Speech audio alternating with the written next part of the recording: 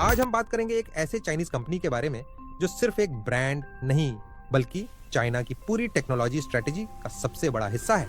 नाम है Huawei। आपने इसे स्मार्टफोन्स, 5G टावर्स या फिर न्यूज में यूएस सैंक्शंस के चक्कर में जरूर सुना होगा, लेकिन इसका सच, इसका स्केल और इसके पीछे की कहानी बहुत बड़ी है।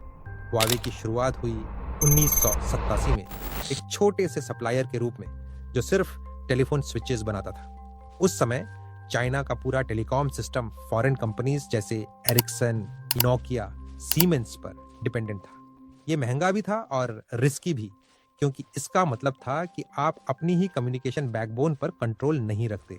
तब चाइना ने एक स्ट्रेटेजी बनाई, मार्केट के बदले टेक्नोलॉजी। मतलब फॉरेन कंपनीज को चाइना में काम करने का मौका तभी मिलेगा जब वो अपनी टेक्नोलॉजी चाइनीज पार्टनर्स के साथ शेयर करें।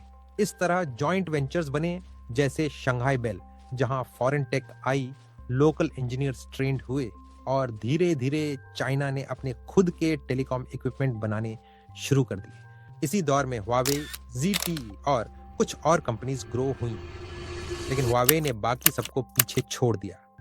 इसका क्रेडिट जाता है इसके फाउंडर रेन ज़ेंगफेई को, जो पहले चाइनीज आर्मी में इंजीनियर थे। उन्होंने कंपनी में एक मिलिट्री स्टाइल कल्चर बनाया जिसे कहते हैं वुल्फ कल्चर। मतलब aggressive sales targets, long working hours और नेशनलिज्म को मोटिवेशन बनाना। Huawei ने अपने प्रॉफिट्स का बड़ा हिस्सा R&D में लगाया, दुनिया भर में लैब्स खोली, यूएस, यूरोप में, और टॉप इंजीनियर्स को हायर किया। हाँ, इस दौरान कई बार इंटेलेक्चुअल प्रॉपर्टी चोरी के आरोप भी लगे, जैसे सिस्को का केस, जहां कहा गया कि Huawei के सॉफ्टवेयर में वही बग्स थे जो सिस्को के कोड में थे। लेकिन सीखने और आगे बढ़ने की भूख ने Huawei को अनस्टॉपेबल बना दिया। 2000 के बाद Huawei ने दुनिया में फैलना शुरू किया। पहले ऐसे देशों में गई जहां वेस्ट की पकड़ कम थी, जैसे इराक, ईरान, और वहां से यूरोप तक पहुंच गई। 2015 में यूरोप का आधा 4G इक्विपमेंट Huawei का था, लेकिन यहीं से मिसट्रस्ट भी बढ़ा। यूएस और कुछ देशों ने इसे नेशनल सिक्योरिटी रिस्क कहा। ऑस्ट्रेलिया ने 2018 में इसे 5G से बैन कर दिया। रिपोर्ट्स आईं कि अफ्रीकन यूनियन के हेडक्वार्टर से डेटा चाइना भेजा जा रहा था और शिनजांग में सर्वेलेंस टेक बनाई गई थी। Huawei ने कहा, हमारा इक्विपमेंट बाकी कंपनी से अलग नहीं है, लेकिन पॉलिटिक्स में परसेप्शन ज्यादा मायने रखता है। आया 2019 जब ट्रंप एडमिनिस्ट्रेशन ने Huawei को एंटिटी लिस्ट में डाल दिया। इसका मतलब था कि Huawei को यूएस टेक नहीं मिलेगी, न एंड्रॉयड का गूगल वर्जन, न क्वालकॉम के चिप्स। बाद में TSMC से एडवांस चिप्स बनवाने पर भी रोक लग गई। इसका सीधा असर Huawei के स्मार्टफोन बिजनेस पर पड़ा, रेवेन्यू गिर गया और ऑनर ब्रांड को बेचना पड़ा। लेकिन Huawei ने हार नहीं मानी।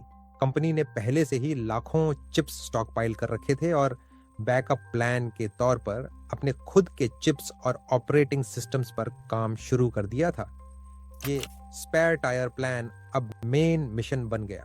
2023 में Huawei ने सबको चौंका दिया। लॉन्च किया Mate 60 Pro स्मार्टफोन, जिसमें Chinese made 5G class chip थी। परफॉर्मेंस भले ही एप्पल या सैमसंग से मैच न करती हो, लेकिन ये सिंबॉलिक जीत थी।